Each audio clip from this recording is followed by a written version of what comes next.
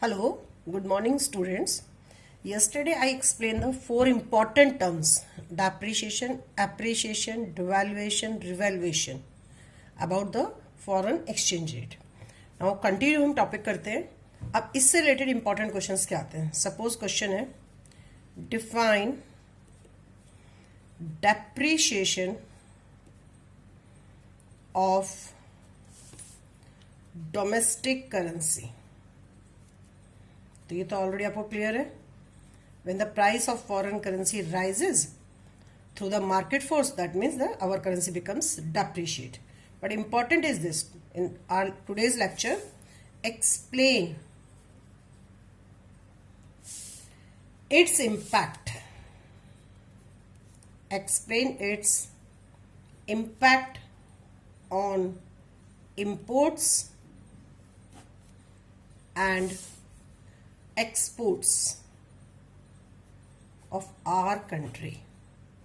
It means अगर हमारी currency depreciate हो जाती है due to any market forces, तो what will its impact on import and exports of our country.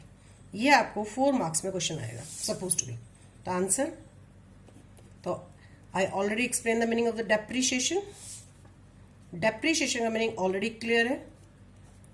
Rise in price of foreign currency in the terms of domestic currency, or you say decrease the value of domestic currency. Decrease the value of domestic currency. आप कुछ भी mention कर सकते हो. Either you say the rise in the price of foreign currency, or you say the decrease the value of the domestic. अब question है what its impact on the imports and the export. Impact on imports. तो अगर हमारी currency depreciate हुई, it means जो $1 ₹50 का था, अब वो कितने का हो गया? $1 is equal to ₹60. It means ये हमारी करेंसी डेप्रीशिएट हो चुकी है कि डॉलर का रेट 50 की जगह कितने का हो चुका है? 60 का. अब इसका हमारा इम्पैक्ट क्या पड़ रहा है? क्लियर हो गया. तो सी, according to this example, it means earlier by spending ₹50,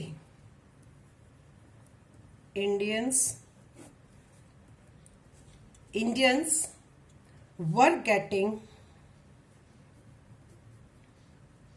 goods worth $1. ठीक है, $1 ₹50 पे करके वो केवल $1 के अगेंस्ट के जो इक्विवेलेंट वर्थ थी उतने की गुड्स खरीद रहे थे फ्रॉम अमेरिका. पर जैसे हमारी करेंसी डेप्रीशिएट हुई, अब but now by spending ₹60, it means अब उन्हें कितना पे करना पड़ा था? ₹60 पे करना पड़ा था. Now they are getting goods worth $1. Clear. तो इसका मतलब क्या हुआ कि अब हमारे लिए अमेरिकन गुड्स क्या हो गए? Costly. It means American goods become costlier. तो ऑब्वियसली कॉमन सेंस क्या कहती है? जब भी कोई चीज कॉस्टली हो जाएगी, now we purchase the less quantity of that good. तो obviously now the demand for American goods will fall. अगर अमेरिकन गुड्स कॉस्टली हो जाएंगी तो डिमांड फॉर अमेरिकन गुड्स क्या होगी? कम. तो जब अमेरिकन गुड्स की डिमांड कम हो जाएगी तो ऑटोमेटिकली हम क्या रिप्लाई देंगे? Therefore,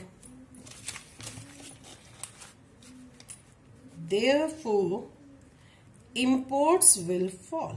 So what will the impact on the import when our currency becomes depreciate? It means answer is imports will fall. लेकिन अगर हम एक्सप्लेनेशन पूछ रहे हैं तो you must write all about points also. अगर आपने इनके बिना सिंपल एक 1 मार्क्स आंसर दे दिया कि if our currency becomes depreciate तो imports will fall, but there is no explanation, तो फिर आप कैसे समझाएंगे आंसर को? आपको मार्क्स पूरे नहीं मिलेंगे, you will get just only half और 1 मार्क्स. सेम क्वेश्चन कि अब if our currency becomes depreciate what will its impact on export. अब हमारी कंट्री के एक्सपोर्ट्स पर क्या असर पड़ेगा? एक्सपोर्ट्स का मतलब आपको पता ही होगा, when foreigners purchase Indian goods यानी, तो इट मीन्स हमारी कंट्री क्या कर रही है? एक्सपोर्ट्स. तो सेम हियर कि यहाँ भी डॉलर 150 से 60 का हुआ, तो इट मीन्स अब क्या हुआ? अब इस केस में अमेरिकन खर्च कर रहे हैं, इंडियन सेल कर रहे हैं और अमेरिकन परचेज कर रहे हैं. It means earlier by spending $1, Americans were getting goods worth ₹60. Clear? Okay. From India. Now it means they purchase goods from the India. And after the depreciate, now by spending $1, अब लेकिन अब उन्हें $1 खर्च करके कितना सामान मिल रहा है? 70 रुपीज के इक्विवेलेंट की वर्थ का सामान. By spending $1 they are getting goods worth ₹70. तो अब उन्हें ज्यादा गुड्स मिल रही हैं, तो ऑब्वियसली अब उनके लिए इंडियन गुड्स क्या होगी? चीप होगी. It means Indian goods have become cheaper for America.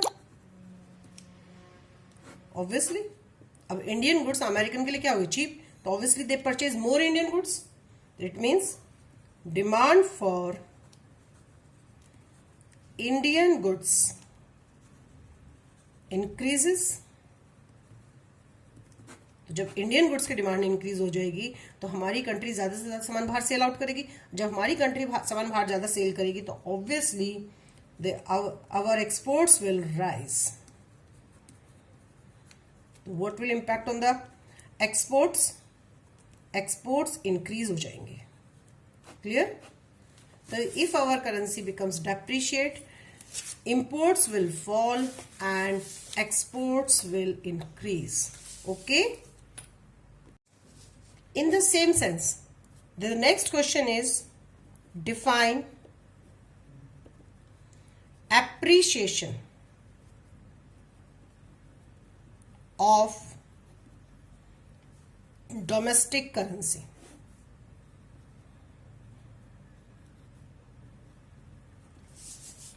Same. Explain its impact on imports and exports of our country. Clear? तो एप्रिशिएशन हमने already explain in the last class कि the value of domestic currency will be increase. हमारी currency की जो value increase हो चुकी है और you say the price of the foreign currency falls. Just suppose, तो आंसर में हम हिंट में लिखेंगे simple.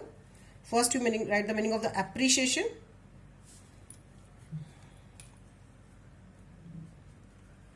Same, fall in price of foreign currency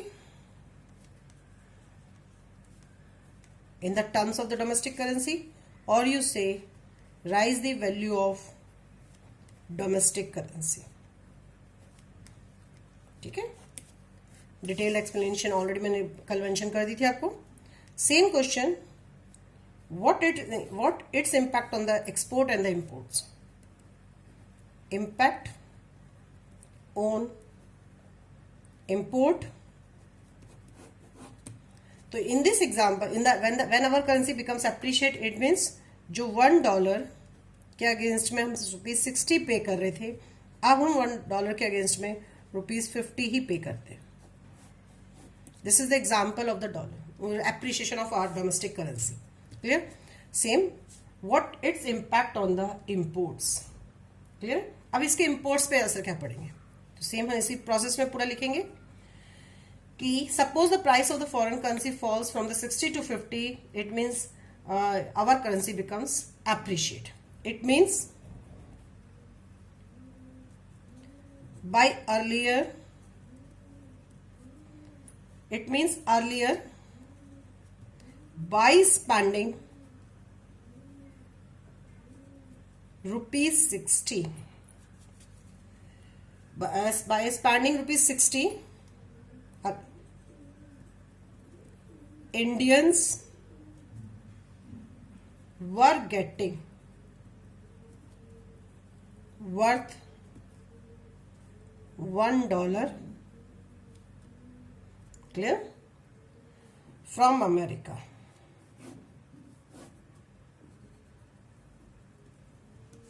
But after that, appreciating our currency, now by spending ₹50, they are getting goods worth $1. ठीक है? It means अब उन्हें केवल ₹50 पे करने पड़ रहे हैं और सामान उन्हें उतना ही मिल रहा है जितना पहले मिल रहा था. तो it means American goods become cheaper. Now American goods have become cheaper. Obviously जब भी कोई चीज चीप हो जाती है तो we purchase the more quantity of goods of that goods. It means the demand of American goods will rise. When we purchase the more American goods, it means हमारी country के इंपोर्ट्स क्या हो जाएंगे, increase हो जाएंगे. सो imports will rise. What is the conclusion of this question? कि हमारे imports rise हो जाएंगे बिकॉज अमेरिकन गुड्स चीप हो गई थी. अमेरिकन गुड्स की चीप क्यों हुई थी? क्योंकि अभी हमें वी पे only the ₹50 against the $1 worth. ठीक है? Now the same what will impact on the exports. अब हमारी कंट्री के एक्सपोर्ट्स पर क्या असर पड़ेगा? Clear? Same it means earlier by spending $1, Americans were getting goods worth ₹60 from India.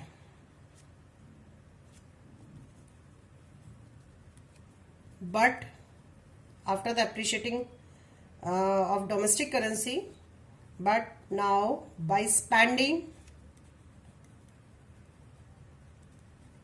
$1, they are getting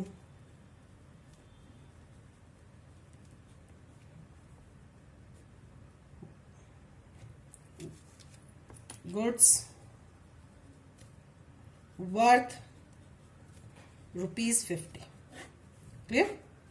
it means अब तो उन्हें तो अपना $1 ही पे करना पड़ रहा है, लेकिन उन्हें केवल कितनी गुड्स वर्थ के इक्विवेलेंट सामान मिल रहा है, ओनली ₹50 के इक्विवेलेंट. तो अब उनके लिए इंडियन गुड्स क्या होगी? कॉस्टली होगी.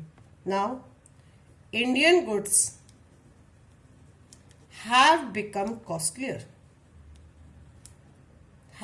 Costlier to America. ठीक है?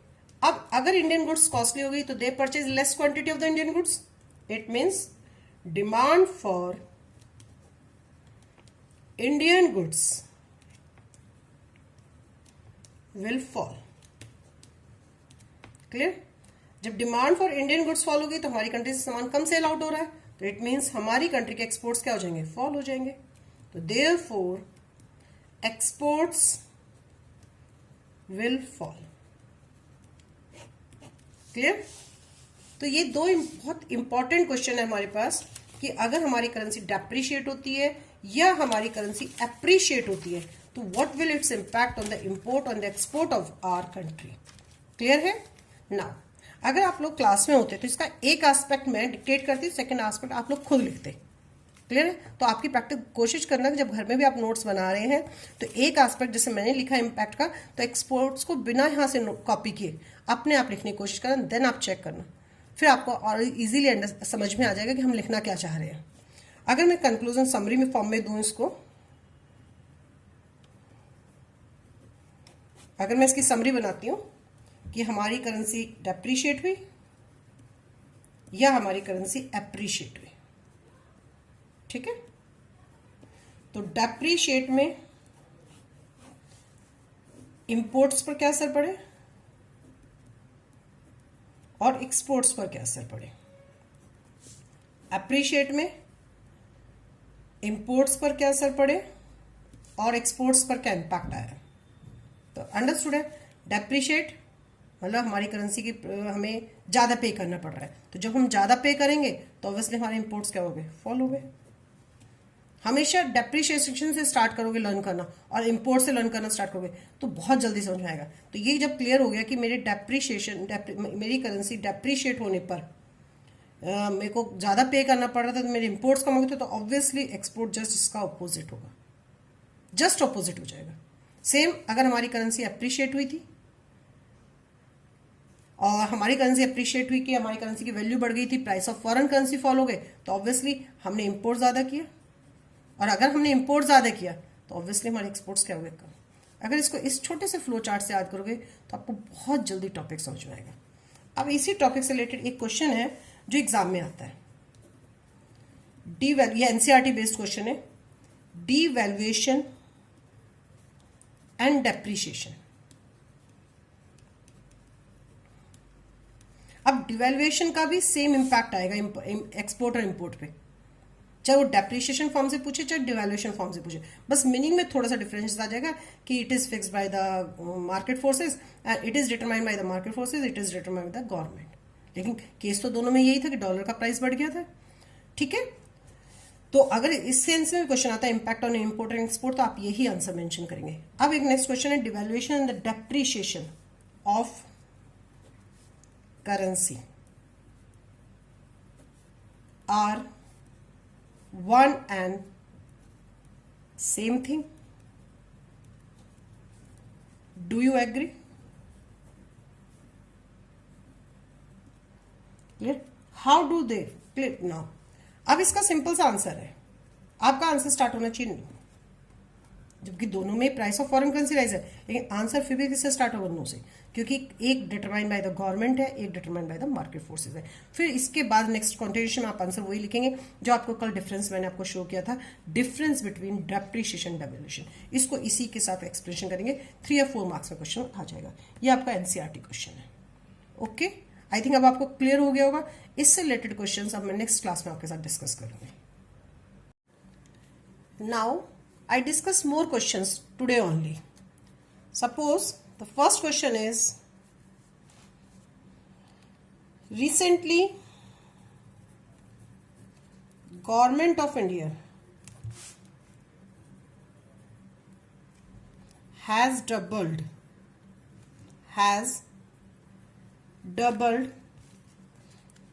the import duty on gold. ठीक है, पेपर में कभी स्ट्रेट फॉरवर्ड क्वेश्चन है तो क्वेश्चन ट्रिकी आएगा, कैसे आएगा? तो recently government, it is example, the recently government of India has double the import duty on gold. Clear? अब इस सिचुएशन का हमारी कंट्री के फॉरेन एक्सचेंज रेट पर क्या असर पड़ेगा? It means what impact is it likely to have foreign exchange rate and how, ठीक है, एंड हाउ। सिंपल सा एक क्वेश्चन है कि फॉरेन एक्सचेंज रेट का अगर हमारी कंट्री ने इंपोर्ट ड्यूटी डबल कर दी है तो इसका फॉरेन एक्सचेंज रेट पर क्या असर पड़ेगा।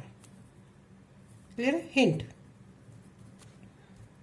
ऑब्वियसली जब इंपोर्ट ड्यूटी डबल हो गई तो इंपोर्ट क्या हो गया, हमारे लिए कॉस्टलियर हो गए, automatically import becomes costlier,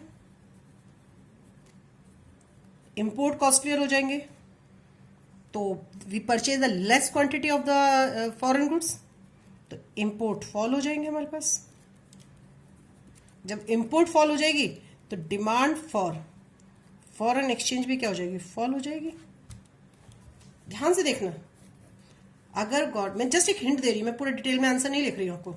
import duty double हो गई, जैसे ही इंपोर्ट ड्यूटी डबल हो गई तो हमारे इंपोर्ट ऑफ गोल्ड अब कॉस्टली हो गया, गोल्ड का इंपोर्ट कॉस्टली हो गया तो ऑब्वियसली हमारी डिमांड फॉर फॉरेन एक्सचेंज, जब हमारी गोल्ड की डिमांड कम हो जाएगी तो फॉरेन करेंसी की डिमांड भी क्या हो जाएगी। But on the other side, but supply remain unchanged, but supply पे कोई भी असर नहीं पड़ेगा। ये मेंशन करना जरूरी है कि supply remain unchanged, only the demand will fall, demand of the foreign currency fall. तो अकॉर्डिंग टू दिस, तो what is the diagram suppose to be, अगर हम अकॉर्डिंग टू डायग्राम में आपको एक्सप्लेन करती हूं तो same rate of exchange, demand and supply of foreign currency, demand कब, सप्लाई कब, initially equilibrium, initially rate of exchange. Clear? Now according to this, supply remain unchanged, only the demand for foreign exchange fall. Obviously demand curve shift leftward. If the demand curve shift leftward, there is a new equilibrium. Now the rate of exchange fall. So what will impact on the rate of exchange? The answer is, जो हमारा answer आया, that is foreign exchange rate likely to fall. This is the answer. तो आप question करेंगे कि क्या madam diagram बनाना जरूरी है? नो, ये आप अपना रफ में ड्रॉ करके देख सकते हो, बस आपको थ्योरेटिकली आंसर मेंशन करना है। आंसर में आपको मेन 4 चीज एक्सप्लेन करनी है कि आफ्टर दिस इंपोर्ट कॉस्टलियर हो गया, जिसके कारण हमारा इंपोर्ट कम हो जाएगा, इंपोर्ट कम हो गया तो बट जिसके कारण demand for foreign exchange fall है। लेकिन ये साथ में लिखना बहुत ही जरूरी है कि सप्लाई रिमेन अनचेंज, मतलब आपको ये देखना है कि सप्लाई पार्ट चेंज हो रहा है, डिमांड पार्ट चेंज हो रहा है। अगर डिमांड पार्ट चेंज हो रहा है तो सप्लाई रिमेन अनचेंज लिखना जरूरी है, अगर सप्लाई पार्ट चेंज होगा तो हम लिखेंगे demand remain unchanged. And due to this फिर हमारा आंसर आ जाएगा लास्ट में, foreign exchange likely to fall. It is not necessary कि आप हर आंसर को डायग्राम के साथ समझाएंगे, ठीक है। The next question suppose to be इसी से related, how does giving incentive for exports influence foreign exchange rate? Explain. Same question कि अगर हमारी कंट्री ने अपने कंट्री के एक्सपोर्ट्स को प्रमोट करने के लिए इंसेंटिव्स प्रोवाइड किए तो what will impact on the foreign exchange rate. तो same here, exporters will be motivated to increase their exports. Obviously जो हमारी कंट्री के एक्सपोर्टर्स हैं, now after this, after the incentives, जो हमारी कंट्री के एक्सपोर्टर्स हैं will be motivated to increase their exports. It means exports क्या हो गए हमारी कंट्री के, राइज हो जाएंगे। अगर एक्सपोर्ट्स राइज हो गए तो supply of foreign exchange reserves क्या हो जाएंगे, वो भी इंक्रीज हो जाएंगे। तो इस केस में सप्लाई चेंज हुआ बट डिमांड क्या हो जाएगा, remain unchanged, but demand remain unchanged. और जब सप्लाई इंक्रीज होती है तो सप्लाई कब शिफ्ट राइटवर्ड, न्यू इक्विलिब्रियम, तो obviously the rate of exchange इसमें क्या हो जाएगी, फॉल हो जाएगी. Now the answer is foreign exchange rate is likely to fall.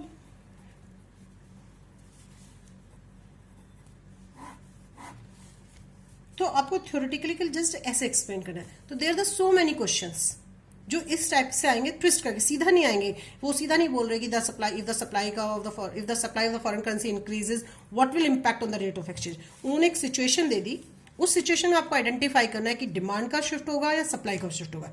Shift होगा तो राइटवर्ड और लेफ्टवर्ड, उसके अकॉर्डिंग आपको आंसर मेंशन करना है. जस्ट एक थ्योरेटिकली फॉर्म में एक्सप्लेन करना है. हमें डायग्रामेटिकली, जब तक बोर्ड वाला नहीं कहता कि एक्सप्लेन विद डायग्राम, जब तक आपको डायग्राम एक्सप्लेन नहीं, डायग्राम की रिक्वायरमेंट नहीं है इस चैप्टर में. Clear? Now I finish this chapter. Now in next class I start the new chapter balance of payment. And दोनों मिला के कंबाइन यूनिट है. मैंने पहले बताया था बैलेंस ऑफ पेमेंट एक कंबाइन यूनिट है, फॉरेन एक्सचेंज और बीओपी. तो इनके जो सीबीएसई बेस्ड क्वेश्चन है वो दोनों यूनिट्स के मिला के एक साथ मैं लास्ट में डिस्कस करूंगी. Clear? Now okay, thank you.